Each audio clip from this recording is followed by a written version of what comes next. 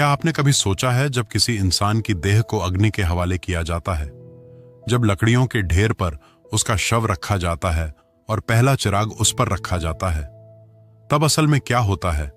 बाहर से देखने वालों को तो यही दिखता है कि एक शरीर जल रहा है, धुआं उठ रहा है और परिवार विलाप कर रहा है। लेकिन अदृश्य जगत में उस समय कुछ ऐसा घट रहा होता है जिसे हम आंखों से देख नहीं पाते, पर आत्मा उस पूरे अनुभव को जीती है। यही कारण है कि गरुड़ पुराण मृत्यु के क्षणों को जीवन का सबसे गूढ़ और भयावह अनुभव बताता है। सोचिए, एक व्यक्ति अभी कुछ घंटों पहले तक परिवार से बात कर रहा था, सांसें ले रहा था, योजनाएं बना रहा था। अचानक उसकी नाड़ी रुक गई और अब वही देह निर्जीव होकर लकड़ियों पर रखी जा रही है। चारों ओर रिश्तेदार रो रहे हैं, मंत्रोच्चार हो रहा है, हवा में क्रंदन गूंज रहा है, पर जो कुछ दिखाई दे रहा है वह तो केवल बाहरी दृश्य है। इसके पीछे आत्मा पर जो बीत रही है वह कहीं अधिक रहस्यमय है। गरुड़ पुराण कहता है कि जैसे ही शव को अग्नि को सौंपा जाता है, आत्मा के भीतर एक गहरा झटका लगता है। आत्मा अपने शरीर को जलते हुए देखती है और सबसे पहले यही सोचती है, यह मेरा शरीर है, इसे क्यों जला रहे हो? उसकी पहली प्रतिक्रिया ही विरोध होती है। आप कल्पना कीजिए, चिता सुलग रही है, परिवार के लोग आंसुओं से भरे हुए मंत्र बोल रहे हैं। अग्नि की पहली लौ शव को छूती है और उसी क्षण आत्मा हतप्रभ खड़ी रह जाती है। वह अपने शरीर के ऊपर मंडरा रही होती है। उसके लिए यह स्वीकार करना आसान नहीं होता कि अब यह शरीर उसका नहीं रहा। गरुड़ पुराण प्रेतकल्प में यह विस्तार से लिखा है कि आत्मा मृत्यु के तुरंत बाद कुछ समय तक उसी देह के पास रहती है। वह देखती है कि लोग उसकी देह को नहलाते हैं, कपड़े पहनाते हैं, फूल चढ़ाते हैं, और जब अंतिम विदाई का क्षण आता है तब उसे सबसे बड़ा आघात लगता है, क्योंकि वही लोग जिनसे उसे सबसे गहरा मोह था अब स्वयं उसकी देह को अग्नि को सौंप रहे हैं। आत्मा बार बार अपने शरीर की ओर लौटने की कोशिश करती है। वह अपने हाथ फैलाती है, मानो कह रही हो, रुको, यह मेरा शरीर है, इसे मत जलाओ। लेकिन उसका हाथ किसी को छू भी नहीं पाता। वह पुकारती है, उसकी आवाज हवाओं में गूंजती है, पर कोई भी उसे सुन नहीं पाता।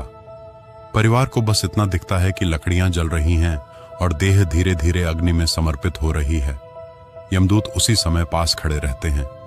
गरुड़ पुराण उनका वर्णन करते हुए कहता है कि मृत्यु के क्षण में आत्मा अकेली नहीं होती। यमदूत उसकी यात्रा का मार्गदर्शन करने वहीं मौजूद रहते हैं।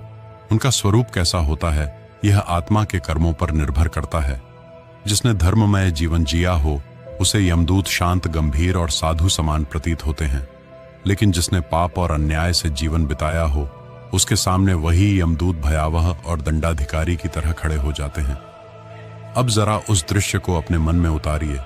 चिता धक रही है, धुआं आकाश में उठ रहा है, चारों ओर रोने की आवाजें हैं और बीच में आत्मा खड़ी है, अदृश्य, निराश और भयभीत।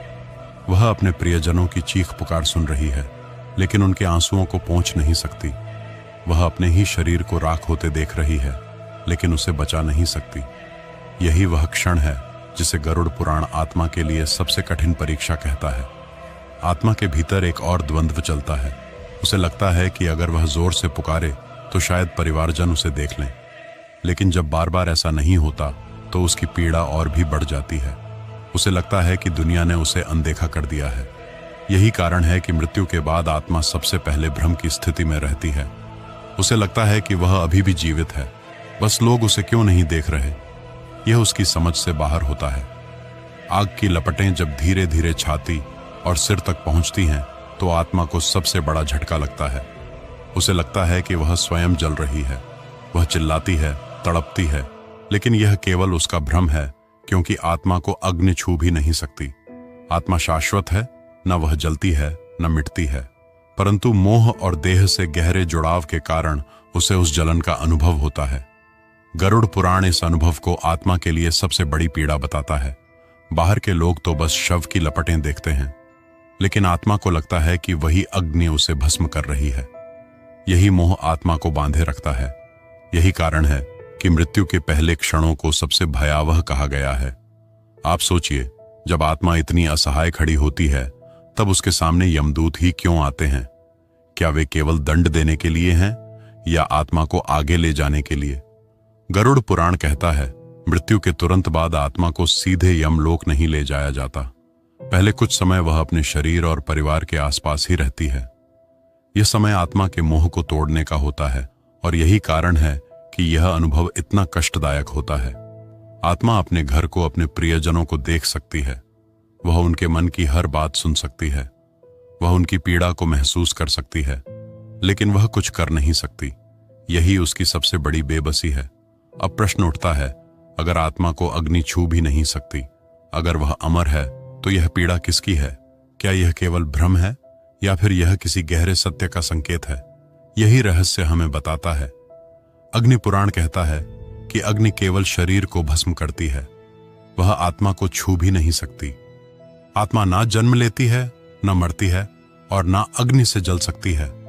फिर भी जब चिता की लपटें उठती हैं तो आत्मा को पीड़ा का आभास क्यों होता है? इसका कारण है उसका मोह। सोचिए, एक आत्मा अपने शरीर को जलते हुए देख रही है।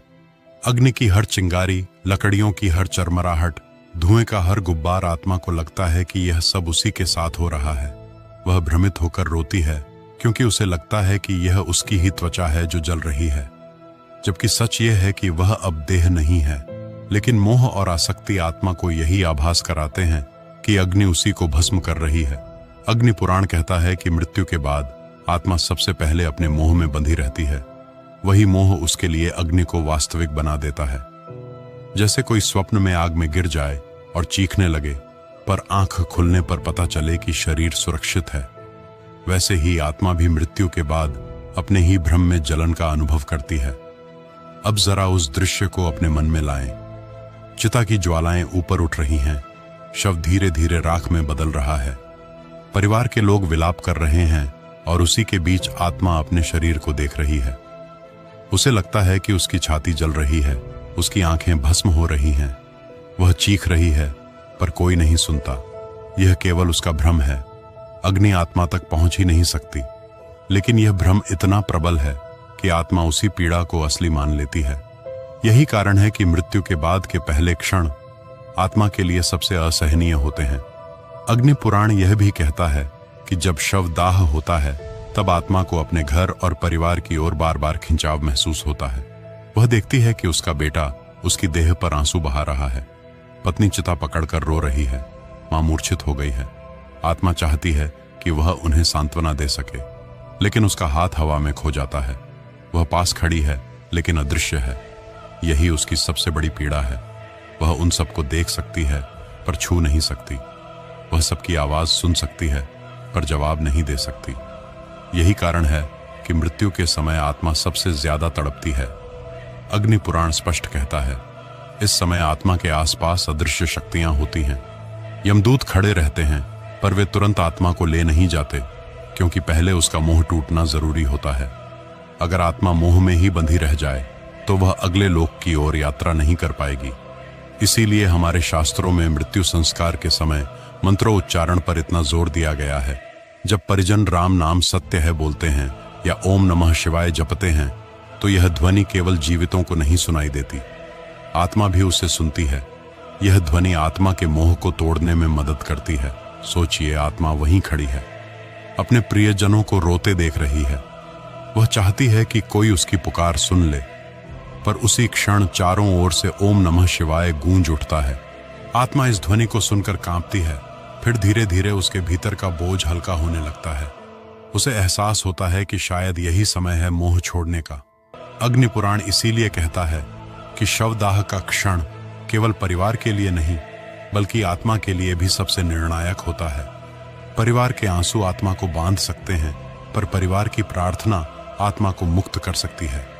अब सवाल उठता है, अगर आत्मा अग्नि से नहीं जलती, अगर वह शाश्वत है, तो फिर मृत्यु किसे कहते हैं? क्या मृत्यु सच में अंत है या केवल परिवर्तन? और अगर यह परिवर्तन है तो आत्मा किस ओर बढ़ती है? यही रहस्य हमें विष्णु पुराण बताता है। अब अगर आप जानना चाहते हैं इसके पीछे का रहस्य तो कमेंट करिए पार्ट 2। हम जल्द ही इसका वीडियो लेकर आएंगे। और अगर ये वीडियो आपको पसंद आई तो वीडियो को लाइक और चैनल को सब्सक्राइब जरूर से करें।